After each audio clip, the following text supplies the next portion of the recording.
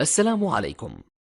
لا تنسوا الإعجاب بالفيديو والاشتراك في القناة تشجيعا لنا لنستمر بنشر المزيد إن شاء الله. إثر إصابته بنوبات قلبية مفاجئة وعن عمر يناهز 41 عاما، توفي المخرج اللبناني دانيال خوري واسمه الحقيقي عدنان مهدي. انتقل جوزيف إلى الولايات المتحدة مع والديه بعدما دمر منزلهما في الحرب. حمل الجنسية الأمريكية عام 1990 وعمل في مجال الفن. انتسب بعد ذلك إلى مركز الفنون في كلية التصميم في باسادينا كاليفورنيا، وبعد عودته إلى لبنان الفيلم الأول له كان تاكسي البلد من بطولة ممثلين لبنانيين عمرو ميقاتي وخالد السيد وطلال الجردي. تدور أحداثه حول مدينة بيروت في المقام الأول، وذلك من خلال يوسف ذلك المفتي الصغير الذي لطالما حلم بمستقبل باهر حتى أصبح شابا محبطا من ظروف الحياة والتي جعلت له هدف واحد إلا وهو الهجرة، ولكنه قرر أن يصبح سائق تاكسي وأن يحب مهنته مما جعل إحساسه يختلف بالمدينة وبالحياة أيضا.